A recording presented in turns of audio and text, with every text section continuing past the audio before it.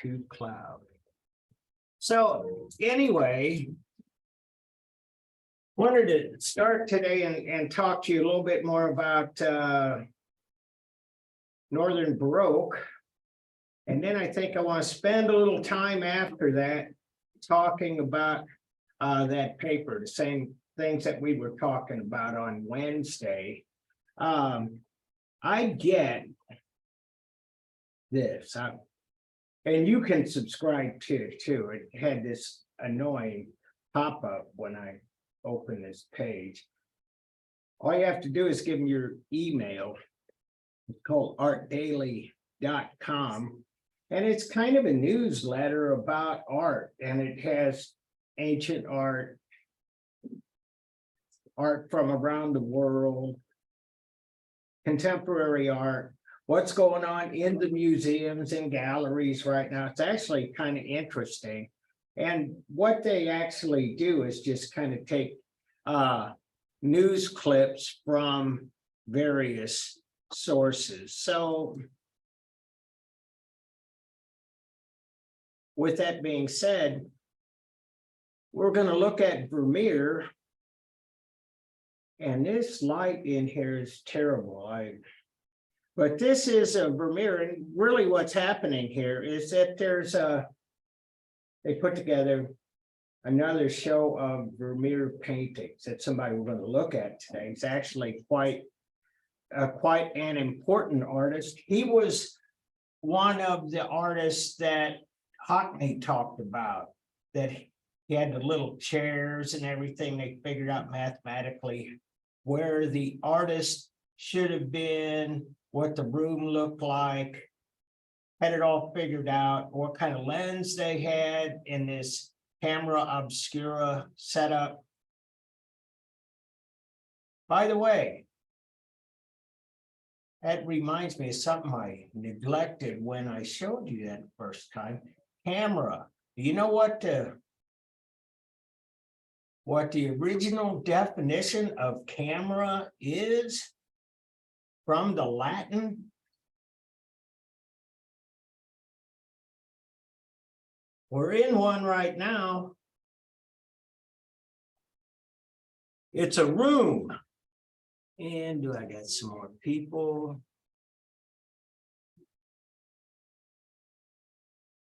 Okay. Camera obscura. Obscura means dark. That's why I say when you obscure something, you can't see it. Camera obscura. It's dark. But camera, it kind of comes up in a number of different sorts of ways, like in our government. Congress. We have one Senate, and we have the other side, the House of Representatives.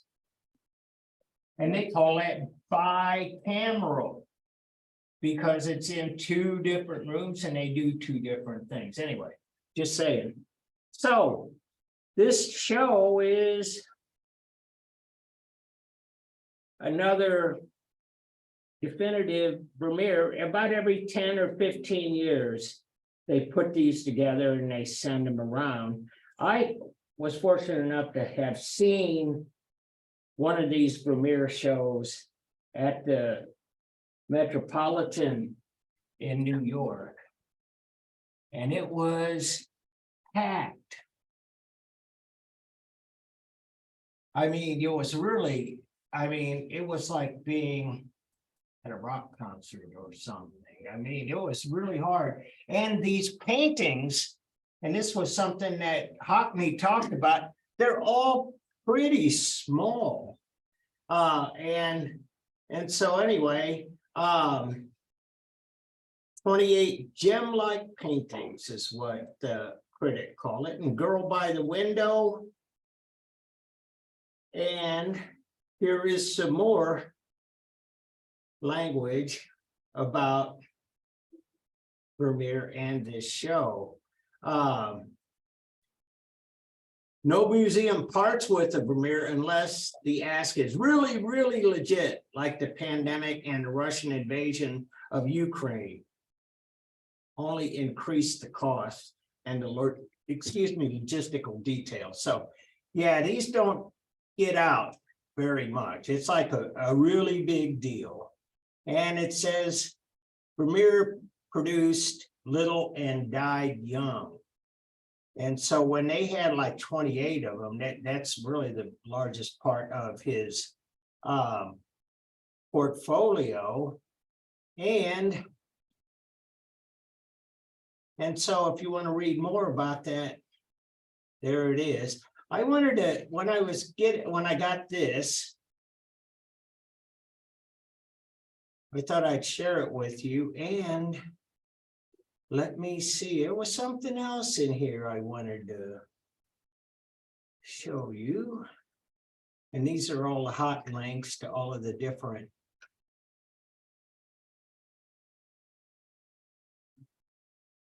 Maybe it's up here. Sorry about this.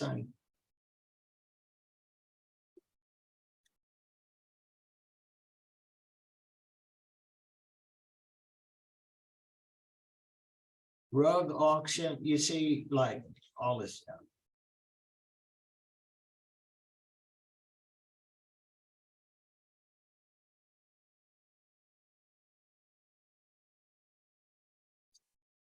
And I don't know where it went to. There was an article here and it showed the work of David Hockney, ironically.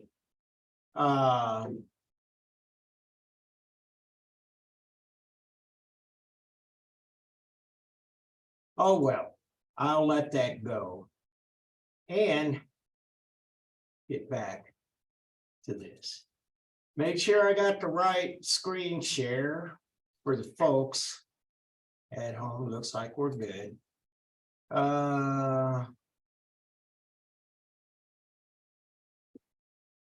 So do you recognize this painting? Yes, no, maybe so. It's the cover of the textbook.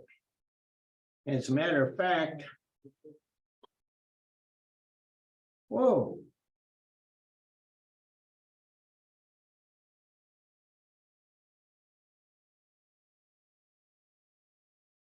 There he is. Sorry. Bottom line. So it is the allegory of painting. And I talked to you guys about allegory and metaphor and that sort of thing. And that was like a really big thing at the time. And one of the things about Vermeer's paintings is that these are like, by and large, they're like ordinary people. Woman holding a balance. And if you can see that, she's actually weighing some stuff, and she's got some jewelry here and stuff, probably weighing some gold or something. Here's an early Vermeer, 1661.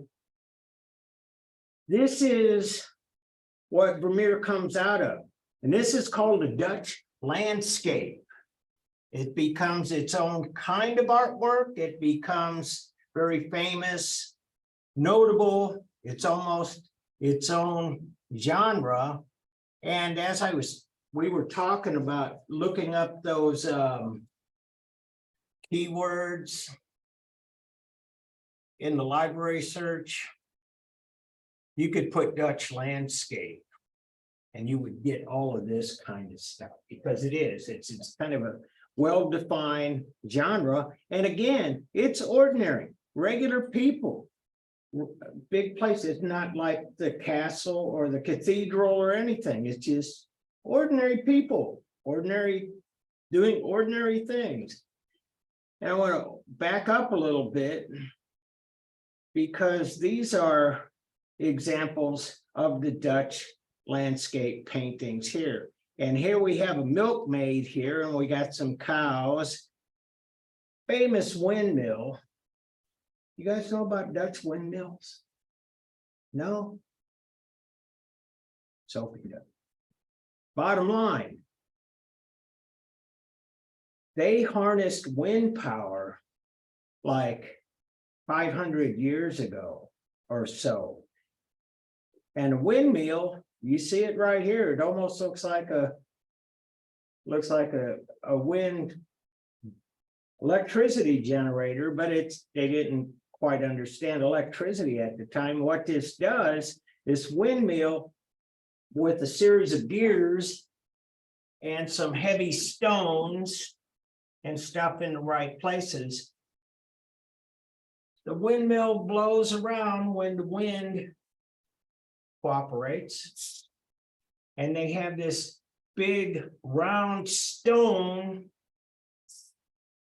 And the wind with the series of gears pushes that big round stone across what is essentially a big round flat surface, like a big round table. And what did they use it for? They use it for making flour. They would put wheat on the table. The windmill would push what we call the millstone around, and it would turn the wheat into flour. And so anyway, what all is new is old, or what is old is new, or something. So anyway, this is what this is about. There's another windmill back off in this corner too, but this is like everyday people doing everyday things, farmers, milkmaids, View of Harlem from the Dunes by Jacob Roysdale.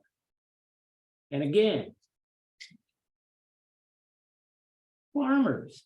We got the church over here. Usually that's the biggest building in whatever little village there is in the Netherlands at the time. You see that's here too. Roysdale, Jewish cemetery. This is pretty dark, but it is an ordinary thing. It isn't the king, the queen, the rich people, the generals, the soldiers, the politicians, much less Jesus and saints and the Virgin Mary. So anyway, ordinary things, and that's what Vermeer comes out of. And then he sets this up, just like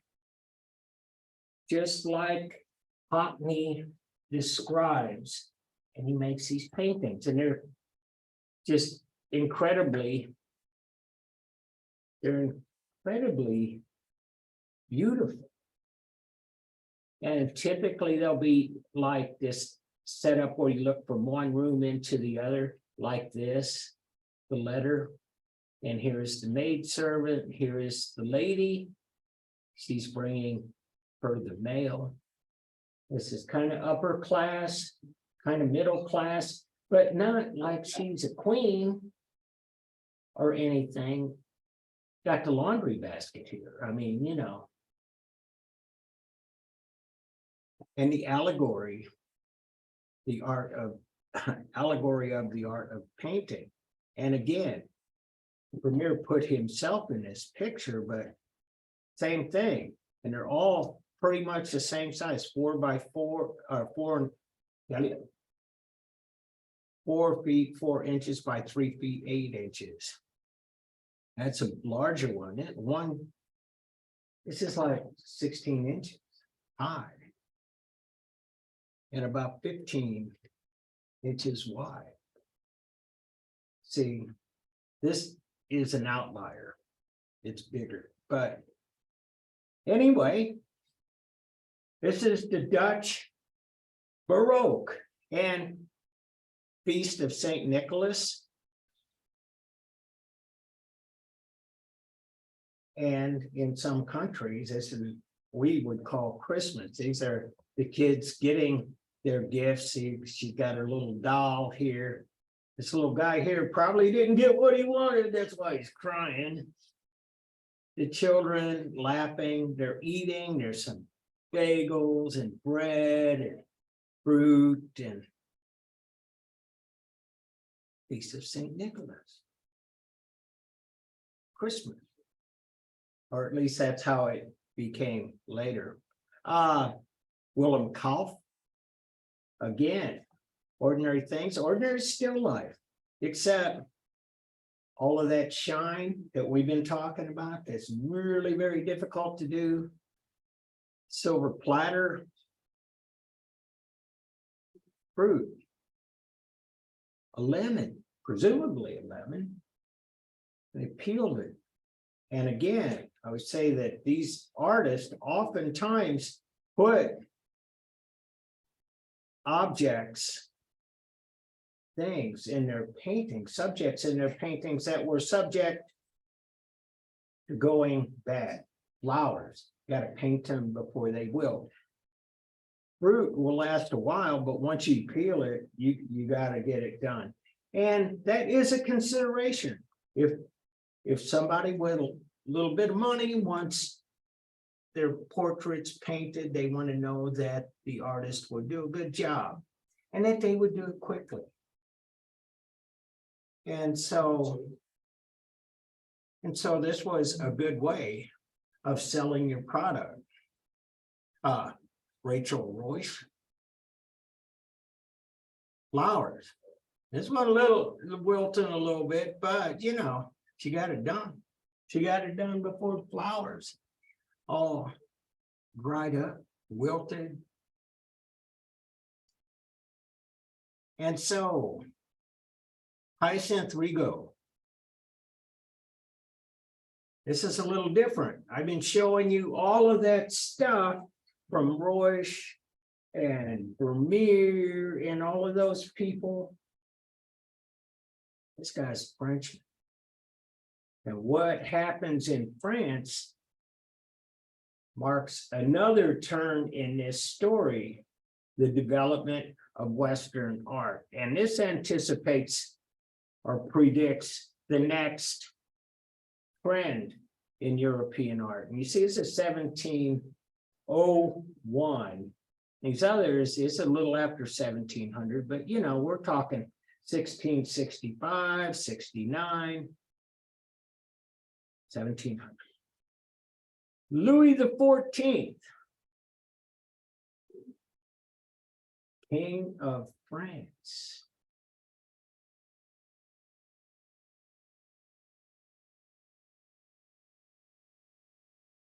See that? The fleur-de-lis, the symbol of St. Louis. It's on the St. Louis flag. I think we talked about that, didn't we? Maybe not. You ever see the St. Louis flag? It's red. It's got this wavy lines coming from the top left corner, the bottom left corner, and they go at a diagonal. They converge on a yellow disc, and inside that yellow disc is this fleur-de-lis.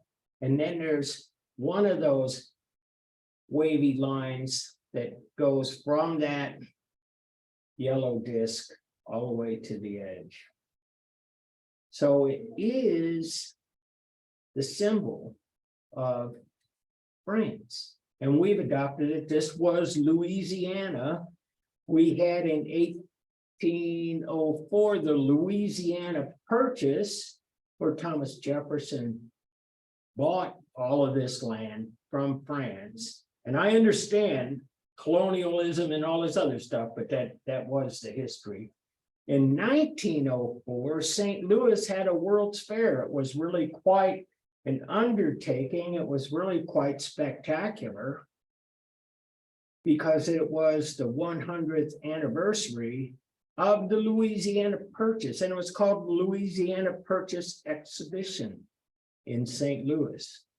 So we got this kind of deep history. If you kind of go around, especially in the city, you see all of these streets with French names like Choteau, Gravois, etc., Laclede's Landing, so on. And if you go all up and down the Mississippi, south of here anyway, you run into these places like Saint Genevieve, French, Cape Girardeau, French, etc. So anyway, this symbol, though, the fleur-de-lis has its own genesis. It comes out of really the Gothic era. And in France, the French actually adopted the Virgin Mary, mother of Jesus, as their patron saint. And they called her the Notre Dame, the woman above all other women. That's, you say Notre, like notoriety or notable or well-known, notorious. Anyway, the exceptional woman, Notre Dame, mother of Christ. And you'll see, if you studied the Gothic period in the other course, you will see that there are many Notre Dame cathedrals in France. They all named their cathedrals after their patron saint, Notre Dame. And so, that being said, they developed a symbol for Notre Dame, and that's this, fleur de lis, the lily flower. And you'll see that in the early French depictions of the Virgin Mary, and she'll actually be holding something looking very similar to this, typically white, and it is the lily flower. That's what that means in French. Fleur de lis. Boom. Anyway, so this becomes the symbol of France, and subsequently it's still alive. It's on our flag and everything. And so anyway, but this is a radical departure. To get back to this subject, he's wearing fine silk, lace. This is a fur. You might know what that fur is. Really hard to get. It's really expensive. What is it, Akira? Hair. Fur is hair. Good job. Hair from an animal. Ermine. It's kind of like what the Europeans did with these small furry mammals. Would raise a bunch of them and sew their pelts, their fur together. This was ermine. But you know, you ever heard of a mink stole? A mink is another furry mammal, very prized fur. Anyway, only the rich could afford this. This is ermine. He's got a sword, bejeweled. So it's a weapon, but it's also ornamental as well. And you can see here the staff. This is all of the trappings of being the king of France.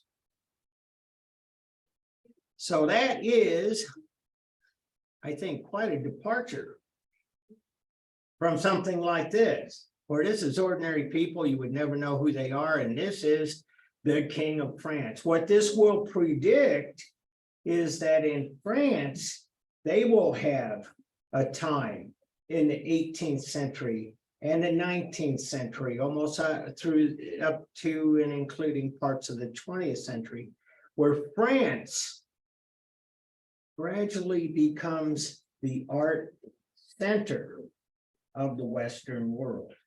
Now we've seen where it was for all of this time so far, and that has been in Italy. There had been some notable artistic work being done in Germany, in the Netherlands, and so on. But the French, they get into it. They start building stuff like this. This is an art museum called the Louvre, and it's a very grand and very large building. A lot of ornamentation, still kind of the classical not too much ornamentation, but look at the columns, look at the archways and so on. Look at the, I mean, this is the beginning of what we will call the Rococo era. And the palace at Versailles, and this is where the king lived. And all of this whole complex is the palace at Versailles, palace and gardens, the gardens being back here. And this is the Hall of Mirrors inside the Palace of Versailles. Whoa. These, and you see, this is 1680. So like I say, at the end of that 17th, beginning of the 18th century, they really start focusing on art. And it's very ornate, had the finest craftspeople, the finest glass blowers, the finest marble cutters and sculptors, designers, architects. And that's what this guy is promoting. And so they go back, they go back and take another look at classicism. We see in the North, they kind of shy away from a lot of that stuff. The French bring it all back in a very major way. And so Apollo, attended by the nymphs of Thetis,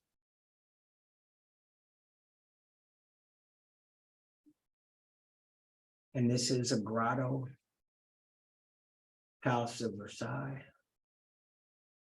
So even in, you know, these little kind of odd little places adorned, but this is that same sculpture. I have to show you this. And these little places on the palace grounds and in the gardens. This is yet another Palace of Versailles. In fact, Versailles had long been, and still is to some extent, considered to be one of the Western world's greatest architectural marvels. And we can talk about all of these different places. For instance, say the Taj Mahal in India, built 17th century, one of the finest, most exquisite buildings in the world. The workmanship, the architecture, the whole package, everything, the design, beautiful. Well, this was kind of looked at that way as well. And Versailles becomes, well, it's the seat of power in the French monarchy, but it's also a place that holds a lot of other importance. For instance, at the end of World War I, art class, we're not talking about war. Yes, no. Anybody remember, anybody know where they signed a peace treaty or where they came up with the terms of surrender for Germany? It was a document. It was called the Treaty of Versailles. They met at this place. Leaders from all over the world, people like Woodrow Wilson and Lloyd George from England, and you know, everybody who was in the war, they came here and they wrote this document, the Treaty of Versailles, which ended World War I. But it was that place, it was that grand, very stately, very important place. And so it's not just Versailles, although Versailles is like the big, it's the big granddaddy, if you will, of that Rococo architecture. But you see, we're starting to see it here too, not just dome.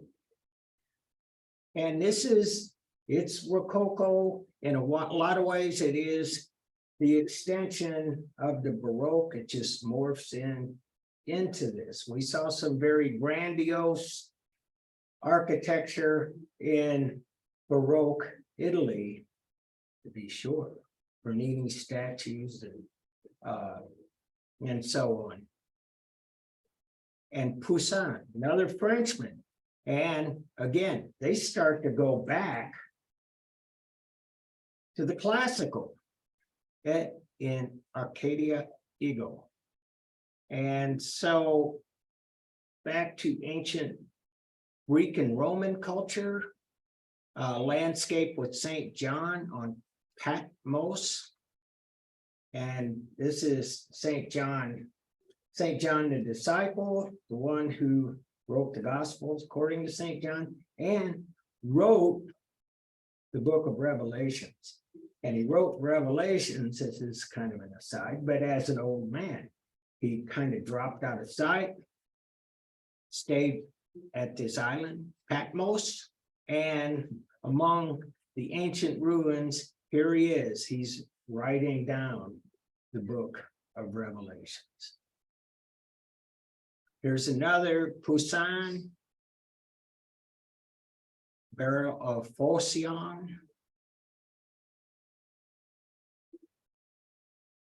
Ancient, classical, very orderly.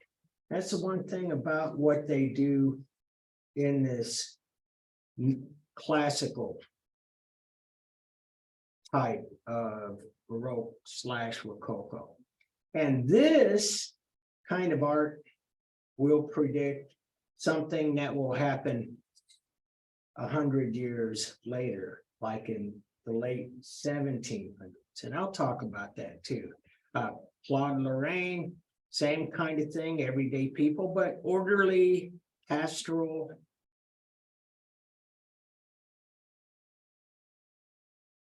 Family of country people. So this idea of the Baroque, it really encompasses a lot of different things. So I gave you the definition from the dictionary. And the dictionary has a lot of terms, some mutually contradictory, but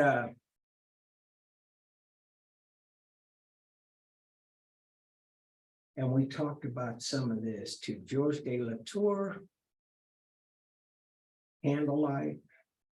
We saw some of this in Italian Baroque, the idea of light, tenebrism,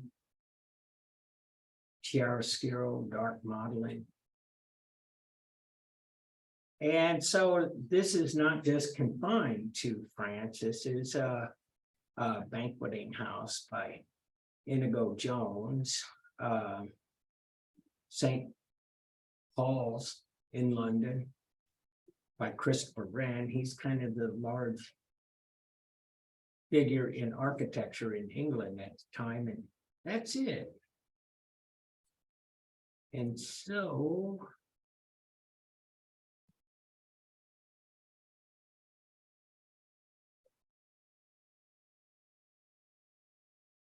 okay, share screenplay.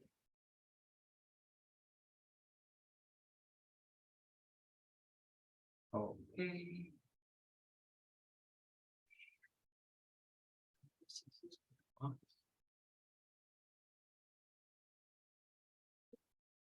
Yep.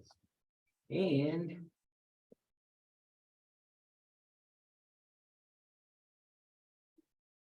please forgive me, it's got a mind of its own.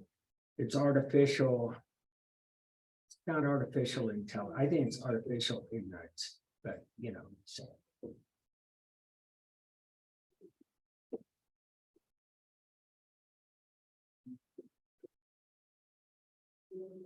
Again, Vermeer, Rococo, and neoclassicism in the 18th century in Europe and America.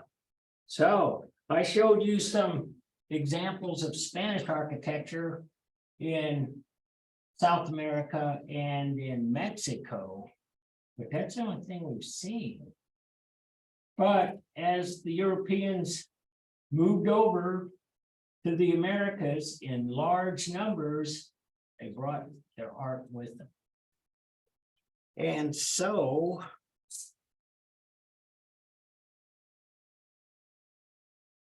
this. It's a style, it's a genre, it's called neoclassicism. Neo means new, classicism means from the classic, ancient Greece and Rome. Cornelia presenting her children as treasures, or the mother of the Gracchi. And so you can see classical architecture, classical dress, and all of this classical, neoclassical artwork brings with it a message. Almost always a message. They use the props, they use the language, the visual language of the ancient Greek and Romans that kind of put back in the circulation those ideals, that they ascribe to classic Greek and Roman culture. Now, is that accurate? Probably not. It's like a lot of things. Has a lot of fond memories, but the reality was probably a little different. And in fact, you can find people, scholarly people, say that ancient Rome and ancient Greece, were decadent cultures with no moral fiber and very repulsive behavior, et cetera, et cetera. But at any rate, they went for the ideals. And this is about motherhood and about a woman's role in raising her children and presenting her children as treasures. And it's kind of an interesting play here because there's Cornelia, there's her 3 kids, and then there's this woman here, and she has, I can zoom in on it. She doesn't have any kids, but she got a lot of money, you know, she's wealthy. She's got strings of gold and pearls and all of this stuff in her lap. Cornelia doesn't have all that. She has her children, and that's really what this is about. One could move to some more of those paintings. Watteau, Pilgrimage to Cythera. This is an interesting painting too. This is not particularly neoclassicism, it's the other end of the spectrum. We got neoclassicism, which is about moral rectitude, about being good, about going back to the ancients and all of this stuff. Then there was a Rococo, which was all about decadence. Pilgrimage to Cythera. This is a place where the rich in France would go, this like on a pleasure cruise. And that would be the pilgrimage. And there's a lot of versions of this very same painting, but at any rate, they arrived by boat. And it is really kind of a, like I say, kind of like a pleasure cruise, kind of like the old program, The Love Boat, where everybody's like kind of, you know. Let me show you. This guy trying to woo this young woman here, while the goddess Aphrodite is looking on. Of course, that's a statue. man, woman dancing or something. Anyway, they're all kind of paired off with each other, and again, like here. And it would be that kind of romantic getaway. And it's what rich people did. And, you know, there was always these rumors about these people weren't particularly married to each other or anything. It was just what they did. They got on a boat, got away from all the prying eyes and the gossipers. And so they would always throw in these things like these cherubs, these little angels, kind of in the mix here. There have been some scholars analyze this in some other ways, and some people actually kind of been thinking about this as maybe a homosexual relationship with these two people, this guy and this guy.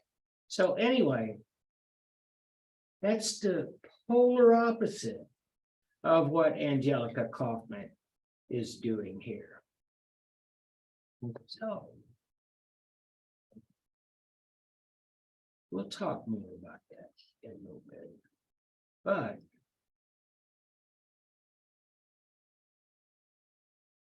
I did want to go over a couple of things. Here.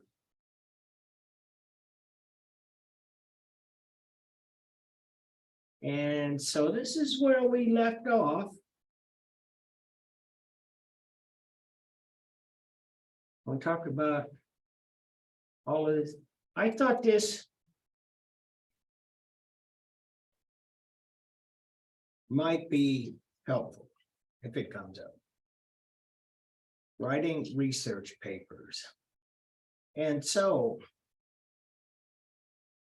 how to start a research topic? Now, what I asked you guys to do in terms of finding those sources, quiz 2. That's really, I'm hoping that I'm kind of pointing you in the right direction. As I said earlier, or as I said on Wednesday, you got to be real careful with the search words. If you give it's too general, you know, you'll get a lot more than you want. It won't be refined enough. But most of you got that. That was very good. And then, see, I like to put steps 1 and 2 together because you don't know if there's enough information there. You gotta go back to step 1. You can't get it. And some of you guys actually found out I couldn't find enough on my artwork. And so then you go back, step 1. And then when you have all of the enough, you got a subject or a topic, and you know you have enough information to put together a paper, make your thesis statement. What's a thesis statement?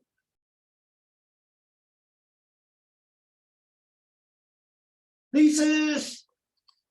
I just made a thesis statement. Pretty loud thesis statement. Anyway, thesis statement. Basically, it's described in a lot of ways, and I'll let you guys look for your own definitions on that. But basically, a thesis statement is a central idea. And a lot of people, and you can do this if you like, they'll put down a particular central idea. And what your paper does is prove or disprove that idea. You could have a thesis statement to say something like, the Mona Lisa was really painted by Raphael. That's a thesis. then you could write your paper about how you couldn't find anything that would support that thesis, and that thesis is wrong. And a lot of research is done that way. But I don't think that's particularly applicable for what I'm asking you to do. That kind of thesis statement in the negative, well, that's a lot of times that's pretty useful in the sciences, we would say. Cigarettes do not cause lung cancer. And then you go and say, well, but I found all of this other evidence, all of the correlations between smokers and lung cancer and heart disease and premature deaths. And so my thesis is wrong. I found evidence to the contrary. And so that's a kind of negative thesis. But I think what you want to do, I'm hoping you'll do, is come up with something that you, because you already got your topic and you found some information, come up with an idea that you can support. That 1 and 2 will support number 3. And when you get that, and you got all of your, not all of it, but a pretty good part of what the landscape looks like. And that was kind of why I asked you guys to give me 3 sources. And on those sources, underneath that, you saw subjects. And so you kind of know from the subjects, and if you can't get it from there, you can go to the abstract or description and find out if the kind of things you're looking for are in this source. And again, like I say, you find the information, and based on the stuff you've been finding, you make your thesis statement, and then go back to the information and put your outline together. Organize your points. I was just talking about smoking and lung cancer and heart disease, and I was saying, what did I say? Research about what nicotine does to cells in the human lungs and the other carcinogens that can be found in smoke. And another part of it could be the research and the correlation between cigarette smoke and premature death. So all of those would be parts of your outline, if that's what you're writing about. And forgive me, I'm trying to stay away from any of what you guys have, but you know, it applies. If you're doing Picasso, for example, nobody here did Picasso. And you can talk about, for instance, one of the great stories in art history, and that is that Picasso, and when he developed Cubism, took those ideas from African art. Because in Cubism, you'll see a very strong resemblance to the arts, especially of West Central Africa, and Picasso's Cubism. It's right there. It's slap you across the face, you can see it. And so anyway, but then the research, that's what you would call prima facie evidence. This looks like this, therefore. But I'm talking about something here, by the way, that I know some people that did some research. And so then you try to find maybe where Picasso might have seen some of this African art. And if you were to do that as your thesis, that he was supported by African art, you'll find some scholars that say there was a show, an exhibition in Spain when Picasso was a boy, and we think that he went there and he saw, and we know based on lists of what was in that exhibition, he saw this, this, and this. And it certainly looks like a lot of the things that we see pop up in Cubism. So anyway, that's just an example. I knew a guy from Scotland, or I met a guy from Scotland, and he was trying to prove the opposite. He was saying that Picasso invented this on his own and didn't have anything to do with African art, even though he had that negative thesis. I don't know whatever became of that, because I'm like, good luck, buddy. You can find that. But anyway,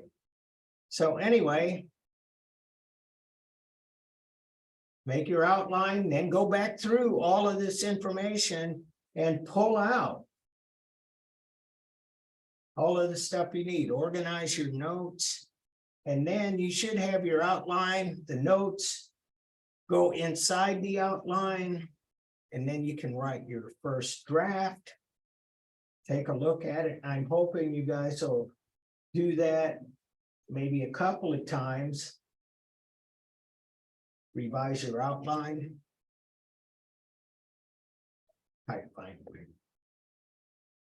So anyway, this is, like I say, it's not particularly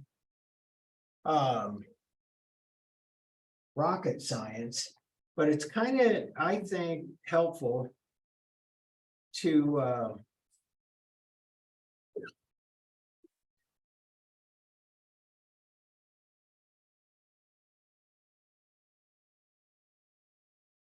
yeah, I think I want to go here to the writer's handbook.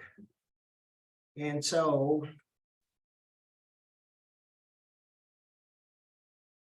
this, I hope, might help fill in some of the gaps in what I just presented to you.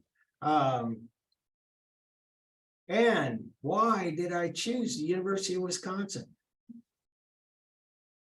It's my alma mater, just say, you know.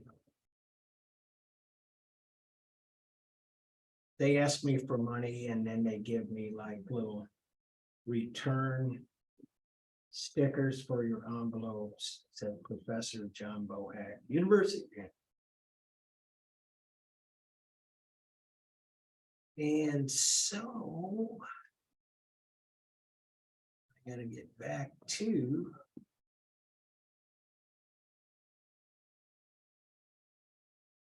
where I was.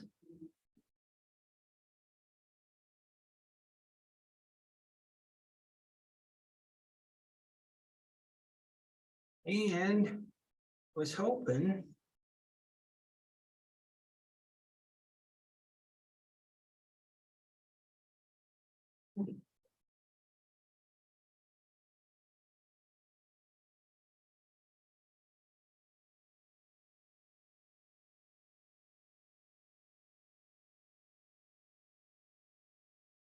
so anyway, how about this?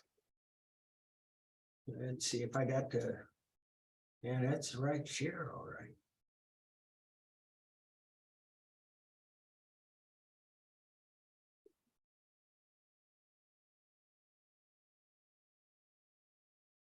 So I'm backed into a corner. I can't get out. Any questions on what we talked about today? Yeah, no? Yeah. Yeah? Oh, man. Wait, you got my phone. Well, I'll have to recheck the attendance, which I put on there. But anyway, it's a nice day. I got an appointment right after class. I got my granddaughter here to help me through. Can we call it a day? All right, we'll do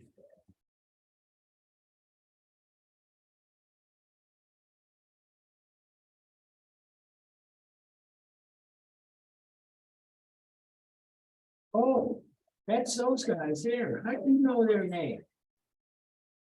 Oh. Thank you.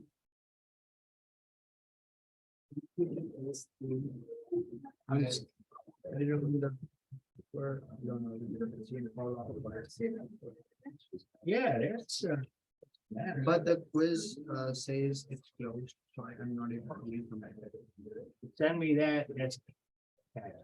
Okay, okay, thank you. You too. Thank you.